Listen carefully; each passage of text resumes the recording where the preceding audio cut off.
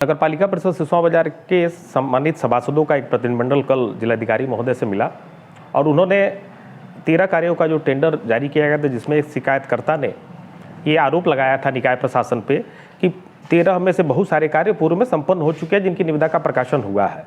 इसका संज्ञान लेकर जब जिलाधिकारी महोदय ने कार्रवाई की और स्थलीय निरीक्षण में शिकायत सत्य पाया गया, इससे आक्रोशित होकर एक सभासदों का प्रतिनिधिमंडल नगर पंचायत अध्यक्षा के इशारे पे जिलाधिकारी महोदय से मिला और मिलने के बाद अपना उन्होंने पत्रक दिया और निकाय के जितने भी अध्यक्ष पद के प्रत्याशी थे और शिकायतकर्ता जो भी पूर्व में भ्रष्टाचार आदि अनियमितताओं की शिकायत जिन्होंने किया है, उसको अराजक तत्वों का नाम उन्होंने दिया है।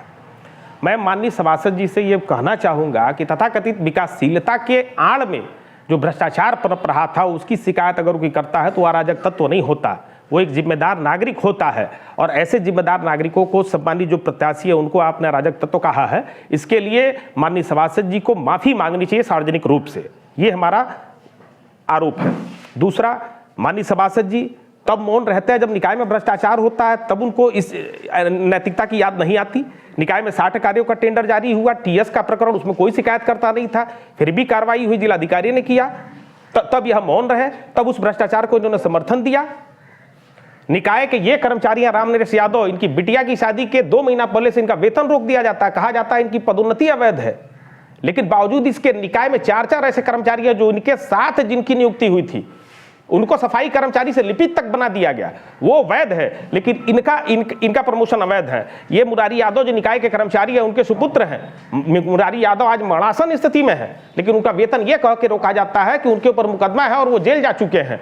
तो मैं पूछना चाहता हूं, निकाय के 2 कर्मचारी अनिल और शकील जो नगर पंचायत अध्यक्षा के नाक के बाल बने हुए हैं, सारी व्यवस्था और प्रशासकीय व्यवस्था को चलाने का काम कर रहे हैं, उनके ऊपर भी 186/2019 प्रधानमंत्री आवास में अवैध वसूली का आरोप सिद्ध होने पर मुकदमा दर्ज कराया गया। वो जेल काट के आए हैं, वर्तमान में जमानत पर हैं, लेकिन उनको वेतन दिया जा सकता है, उनको पदोन्नत तक किया गया मुरारी यादव की शिकायत पे, और जब मुरारी यादव की शिकायत पे उनकी पदोन्नति को निरस्त किया गया, इससे दुखी होकर 5 माह से इनके पिता का वेतन रोका गया। इलाज कराने में व्यक्ति अब असमर्थ है और इन्होंने एप्लीकेशन भी दिया है कि अगर हमारा वेतन का भुगतान न होने से इलाज मैं नहीं करा पाता हूं, मेरी मृत्यु होती है, तो इसकी सारी जिम्मेदारी नगर पंचायत अध्यक्षा अधिशासी अधिकारी की होती है।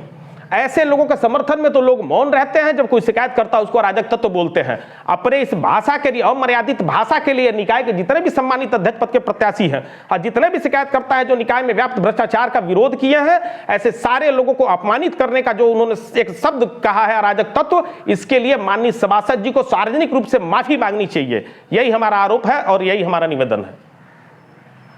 जैसे बता रहे हैं, हमारे पिताजी पदोन्नति के लिए अध्यक्ष महोदय अपना करा लिए, उनको एप्लीकेशन दिए, उसमें रोके, उसके बाद से सैलरी 5 महीने से वो दे नहीं रहे हैं, गुस्से के मारे। क्या गुस्सा है, किस तरह का गुस्सा है? गुस्सा है जैसे अपना पद बढ़ा रहे थे, पदोन्नति अपना कर रहे थे, चौकीदार से अपना पद बड़े बाबू पर पद ले रहे थे। उसके बाद इसी पर पिताजी हमारे एप्लीकेशन दिए, उसके बाद एक गुस्सा करके वेतन नहीं दे रहे हैं। हमारा पिताजी 5 महीने से ड्यूटी भी कर रहे हैं और उसके बाद तबीयत खराब होने के कारण हमारा पिताजी गोरखपुर में भर्ती है, पैसे नहीं है हम लोग के पास, अब पैसा दे नहीं रहे हैं चेयरमैन साहब। इसके लिए चेयरमैन साहब से आपने बात किया था? हाँ, 3 बार बात किए थे। क्या बोला उन्होंने? वो कह रहे हैं अभी कुछ नहीं इसमें हो सकता, अभी कार्रवाई चल रही है, आगे से चलने दीजिए। हमारे साथ ये हुआ है कि हमको 29 अक्टूबर तक काम लिया गया, उसके बाद हमारी लड़की की शादी थी, हमको वेतन भी नहीं दिया गया, हमारा डिमोशन का कागज़ दे दिया गया, जबकि माननीय उच्च न्यायालय के आदेश पर हमारा चौकीदार के पद पर कागज़ है, वो भी नहीं मान रहे हैं। हमारे साथ 4 लोगों का और हुआ है, उनका कोई कागज़ नहीं है, लेकिन उनको मान्य कर रहे हैं। अब वेतन भी नहीं दे रहे हैं। हम जा रहे हैं ड्यूटी 10 बजे से 5 बजे तक रह रहे हैं, लेकिन हमको चौकीदार के पद पर कार्य भी नहीं दिया जा रहा है और नहीं तो झगड़ा बवाल कराया जा रहा है। यही समस्या है।